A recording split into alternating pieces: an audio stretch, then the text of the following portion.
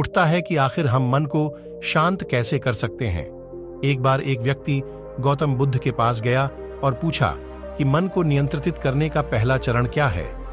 बुद्ध कहते हैं, अपने मन को समझने का पहला चरण है इसके द्वारा दिए गए लालच की व्यर्थता को देखना समझना। दरअसल जब मन अनशांत होता है तो कई तरह के लालच देता है, और जिसने मन के द्वारा दिए इन लालच को पहचान लिया, समझ लो कि उसने मन को समझने का पहला चरण समझ लिया। फिर व्यक्ति बुद्ध से पूछता है कि लेकिन हमें यह कैसे पता चलेगा हमारा मन हमें लालच दे रहा है और वह लालच व्यर्थ है। इसका जवाब देते हुए बुद्ध कहते हैं, अनुभव से मनुष्य मन के लालच से जिस कार्य को अतिपूर्वक करता है उसमें उसे हानि ही होती है और हानि के बाद ही उसे अनुभव होता है। जैसे जिसने वास्तव में यह देख लिया कि नशा करना केवल दुख है, वह नशा मुक्त होना शुरू कर देगा।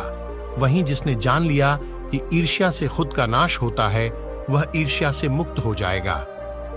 मन को समझने का यही पहला चरण है। मन को जानने का दूसरा चरण व्यक्ति बुद्ध से पूछता है। यदि व्यक्ति पहले चरण से यह जान जाता है कि वह मन द्वारा दिए लालच के कारण दुखी है, तो फिर दूसरा चरण क्या है? बुद्ध कहते हैं, खोज पर निकलना।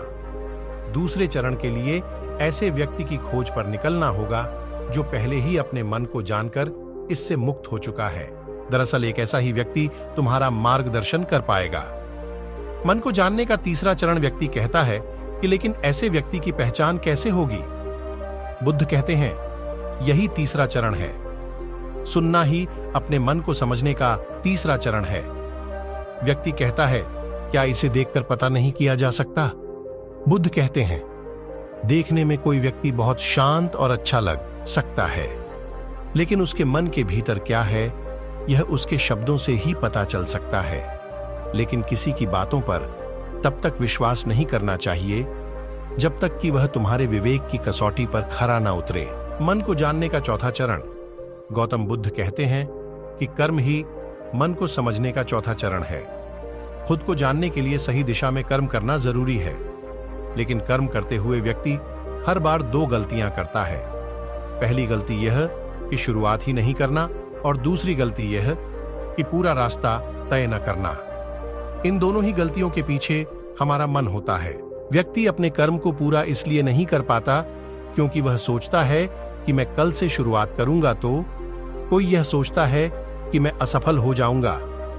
इन गलतियों का मुख्य कारण है जागरूकता की कमी। इसके बिना मन व्यक्ति को सही दिशा में चलने ही नहीं देता। मन को जानने का पांचवां चरण गौतम बुद्ध कहते हैं कि मन को जानने और समझने का पांचवां चरण है जागरूकता। इसीलिए हर कार्य को जागरूकता के साथ करें। बिना जागरूकता के साथ किया गया कार्य या फिर जिया गया क्षण मृत्यु के समान है।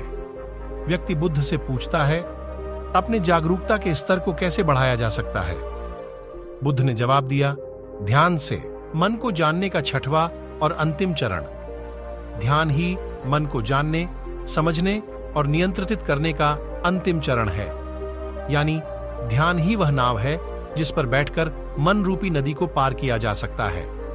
जिस व्यक्ति ने इन शुरुआती 5 चरणों से मन को जान लिया, उसने अपने मन को जीत लिया, उस पर काबू पा लिया। दोस्तों, कहानी पसंद आई हो चैनल को सब्सक्राइब करें।